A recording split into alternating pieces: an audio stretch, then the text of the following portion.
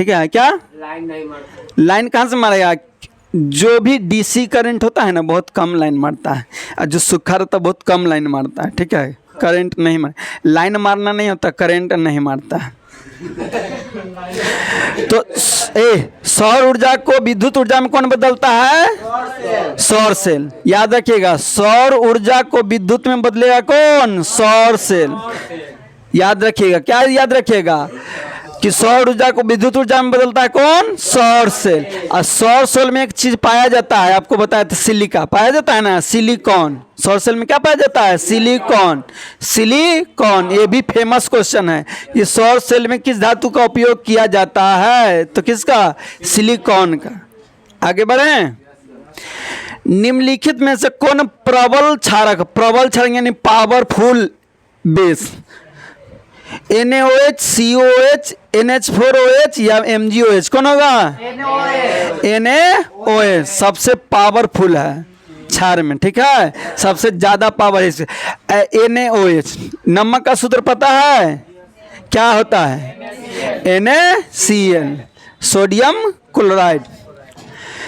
शुष्क बर्फ का रासायनिक सूत्र, शुष्क बर्फ मतलब सूखा हुआ, कभी देखे हैं? कश्मीर में टीवी पर दिखाता है तो सब बर्फ में भींगता नहीं है, मारा मारी खेलता गोल बना के, तो सूखा हुआ बर्फ है ना, सूखा हुआ जी। तो सूखा हुआ बर्फ किसको कहते हैं? तो कार्बन डाइऑक्साइड को सूखा हुआ बर्फ कहते हैं। ठीक है, तो देखिएगा बोला शुष्क बर्फ यानी शुष्क मतलब सूखा हुआ बर्फ किसको कहते हैं? तो कार्बन डाइऑक्साइड। ठीक है, शुष्क बर्फ है। बार बार ये भी पूछता है कि शुष्क बर्फ किसको, आपका प्रैक्टिकल में मैम पूछेगी खास कर कि शुष्क बर्फ किसको कहते हैं? तो कार्बन डाइऑक्साइड। एक बात और बताएं, किसी को सब बताना नहीं, प्राइवेट है। ठीक है, जान कोई भी पूछे नहीं बताना है, मैम भी प्रैक्टिकल में पूछे नहीं बताना है। कार्बन डाइऑक्साइड से आग बुझाया जाता है। ठीक है, तो इसलिए देखिएगा कहीं कहीं गाड़ियों में इतनी को आग बुझाने वाला लिखा रहेगा अग्निशामक। पेट्रोल पंप पर देखिएगा गोल इतना को टांगल रहता है, सिलेंडर जैसा रहता है ना, सिलेंडर जैसा टांगल रहता है। कोई कंपनी उम्पनी में भी जाइए तो वहाँ टांगल रहेगा। तो कभी कभी पूछता है कि अग्निशामक में कौन सा गैस का इस्तेमाल किया जाता है? तो कौन सा गैस? Carbon dioxide. देखें कभी दियर में आग उग लगता है तो तन्नी को गाड़ी आता है टंकी जैसा, लाल करके जाता है, उनमें कुछ रहता है, पानी नहीं रहता है, उनमें कार्बन डाइऑक्साइड। तो पूछेगा कि आग बुझाने के में किसका इस्तेमाल करते हैं? तो कार्बन डाइऑक्साइड को। और सूखा हुआ बर्फ किसको कहते हैं? Carbon dioxide. निम्नलिखित में से किससे रंध्र का छिद्र घिरे रहते हैं? बोला रंध्र का छिद्र किससे घिरा रहता है, यानी रंध्र है उसको कौन घेर ले रहता है?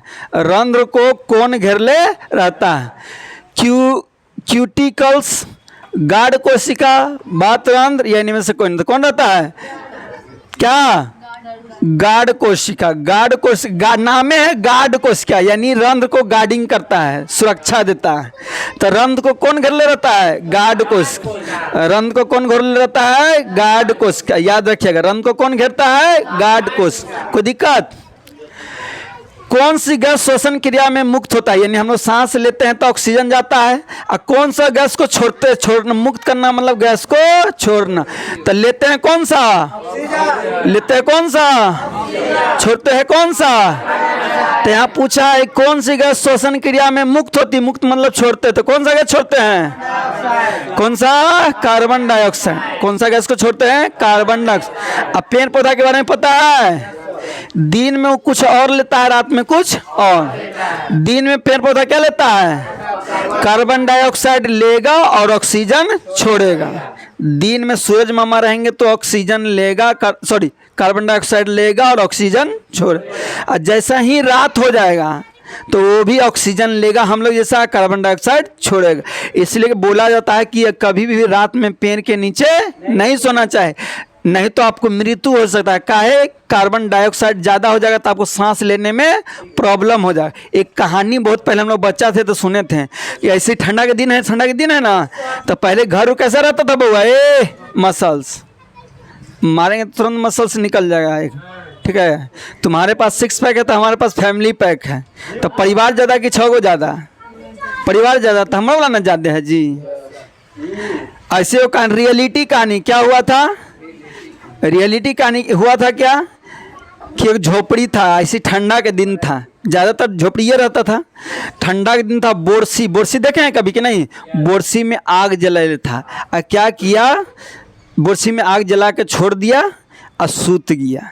बोरसी में आग धीरे धीरे जलते जलते धुआं होता गया, धुआं के कारण मर गया वो, अंदर ही छटपटा के मर गया।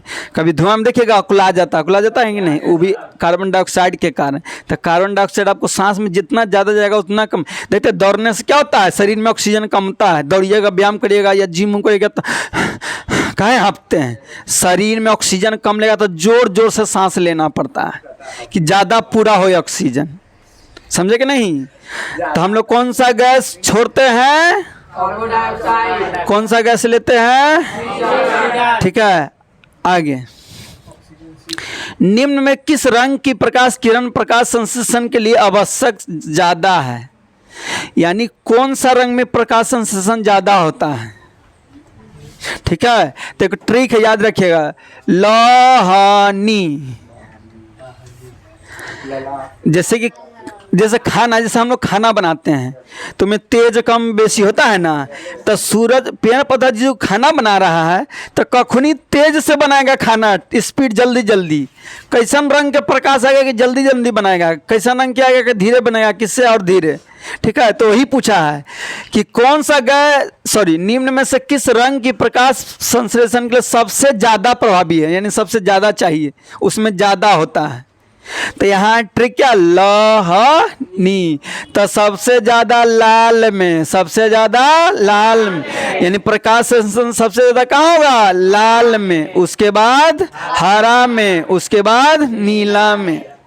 तो सबसे ज़्यादा प्रकाश संश्लेषण किस में होगा, लाल में, सब उससे कम हरा में, उससे कम नीला में, तो सबसे ज़्यादा लाल में या सबसे कम नीला में, ठीक है। बस याद रखिए, प्रकाश संश्लेषण पेड़ पौधा में होता है, प्रकाश संश्लेषण किस में होता है, पेड़ पौधा में, प्रकाश संश्लेषण किस में होता है, पेड़ पौधा में, ठीक है। हम लोग में पोषण होता है, हम लोग में क्या होता है, पोषण, हम लोग में क्या होता है, पोषण। चलो आगे बढ़ें। ग्लूकोज के पूर्ण ऑक्सीकरण से क्या मुक्त होता है, जैसे ग्लूकोज है उसका पूर्ण ऑक्सीकरण हुआ, यानी ग्लूकोज टूटा तो क्या होगा, सिर्फ कार्बन डाइऑक्साइड बनेगा, सिर्फ ऊर्जा देगा, सिर्फ H2O देगा, यानी इनमें से सभी। तो क्या होगा, इनमें से सभी। हम लोग भी खाना खाते हैं ना तो जाके ग्लूकोज में ही बदलता है, हम लोग खाना खाए ना तो क्या चीज़ में जाके बदलेगा, ग्लूकोज में, और ग्लूकोज में बदलता है। तो देखिए हम लोग ऑक्सीजन छोड़ते हैं ना, नाक मुँह में ऑक्सीजन छोड़े, ऊर्जा मिला, एनर्जी मिला, तो इन्होंने टहले खेले कूदे पढ़े दौड़े खाने ऊर्जा मिला तब ना, और फिर H2O छोड़े, पेशाब कर दिए तो H2O निकल रहा है कि नहीं शरीर से, पसीना निकल रहा है तो H2O निकल रहा है कि नहीं शरीर से। तो ग्लूकोज यदि टूटेगा तो भैया कार्बन डाइऑक्साइड भी देगा, ठीक है, हमको ऊर्जा भी देगा पावर के लिए, और H2O जल भी देगा, तो जल आपको शरीर से अनेकों प्रकार से निकल जाते हैं, ठीक है। अब ठंडा के दिन है तो ज़्यादा निकलेगा यूरिया। कोशिका झिल्ली किस प्रकार की झिल्ली है, कोशिका झिल्ली ये पाया जाता है सेल में, जो कोशिका होता है ना उसमें पाया जाता है कोशिका झिल्ली। तो बड़ा कोशिका झिल्ली किसमें क्या है, परागरम में है, अर्ध परागरम में है, अपरागरम में है, अर्ध परागरम में है, या इनमें से कोई नहीं, तो क्या है, अर्ध परागरम। 9th में चैप्टर में पढ़ना है। कोशिका झिल्ली कैसा होता है, अर्ध परागरम, यानी आधा को जाने देगा आधा को जाने नहीं देगा, आधा को जाने देगा आधे को जाने नहीं देगा, तो उसी कहते हैं अर्ध परागरम झिल्ली, ठीक है। उसी क्या कहते हैं, अर्ध परागरम झिल्ली। कोई दिक्कत, चलिए आगे बढ़ते हैं। एटीपी का विस्तार क्या है, एटीपी का विस्तार, एटीपी का विस्तार क्या है, यानी इसका फुल फॉर्म, एटीपी का क्या पूछ रहा है, फुल फॉर्म, यानी पूर्ण रूप। पूर्ण रूप हिंदी में कहते हैं पूर्ण रूप, इंग्लिश में करते हैं फुल फॉर्म। तो बताइए एटीपी का क्या होगा, एडेनिन थायराइड फास्फोरस, एडेनिन ट्राइफास्फोरस, या एडोसिन ट्राइफास्फोरस, या एडेनिन थायमिन, क्या होगा, एडिनोसिन, क्या होगा, एडोइनोसिन ट्राइफॉस्फेट, एडोइनोसिन ट्राइफॉस्फेट, एटीपी का पूरा नाम, ठीक है। चलिए आगे।